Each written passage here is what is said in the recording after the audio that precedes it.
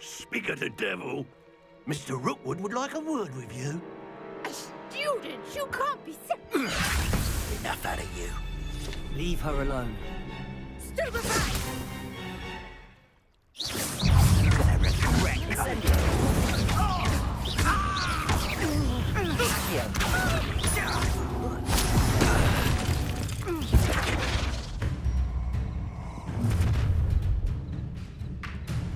I'll watch the light go out of your eyes. Perhaps a nice flower. We can hold them off. Anyway. You'll take it. By himself.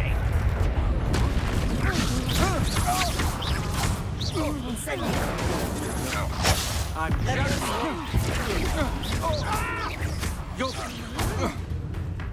Expelliarmus incendium.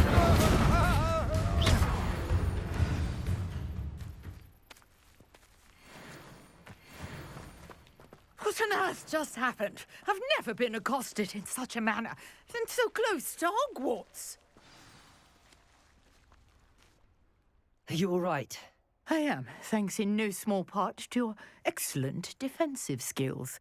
Care to tell me why 2 Ashwinders were ready to dispatch me to get to you? Ashwinders? Victor Rookwood's thieves and extortionists, his little cronies. They seemed quite keen on you. It's a long story, but thank you for your help. Well, you've avoided them for the moment. Priya warned me things were getting dangerous. Best get moving on my research before they return.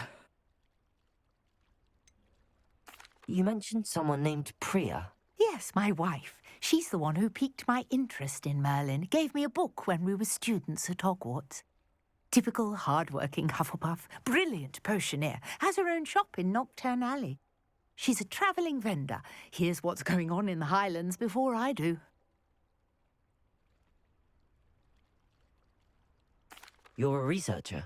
Nora Treadwell at your service, historian and archaeologist specialising in Merlin's work and life.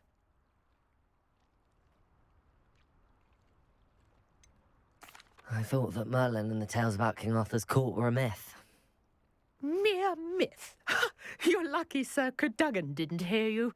Chatters on endlessly about his connection to Merlin from his portrait at Hogwarts.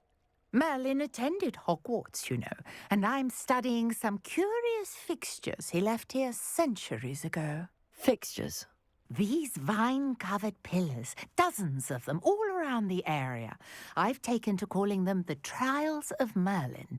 I believe he created them as a diversion for his fellow Slytherins. He was terribly fond of puzzles and enigmas. I'm not sure old vine-covered pillars are worth studying.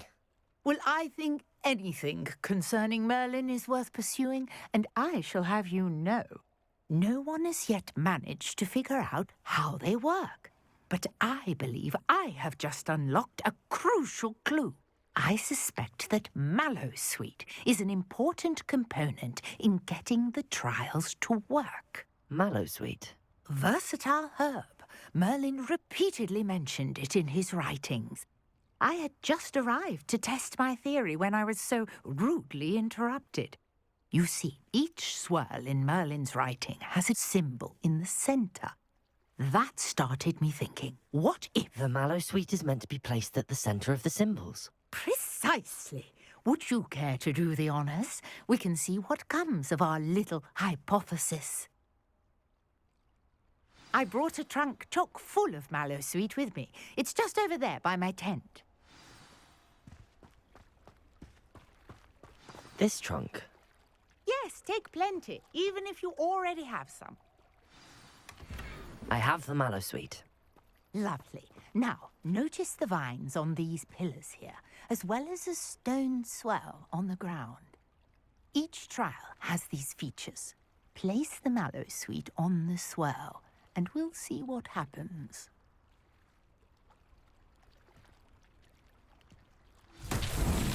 My word! Did you see that? The vines disappeared. What should I do now? This is uncharted territory.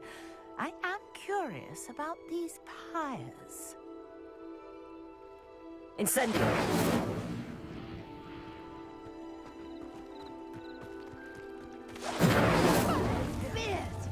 The flames make the pyre sink.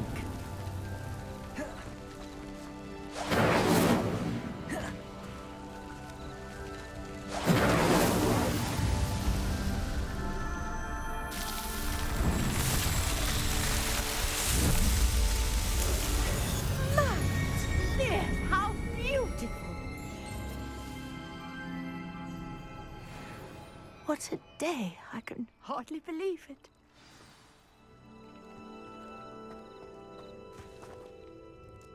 I take it we can call that a success? We can indeed. However, I now have even more questions. How does it work? I must review my notes. I may have missed something. Are all of the trials like this one? Oh, not precisely. Well, I think each has those telltale vines and the swirl on the ground. You should feel free to solve them as you come across them. I believe I have what I need to continue my research. My guess is that each will also require Mallowsweet, which you can find in Hogsmeade should you need more. I really must be off. Such a pleasure to meet you. And do be careful out here. Now I've got what I needed, I shall return to the safety of my notes and books.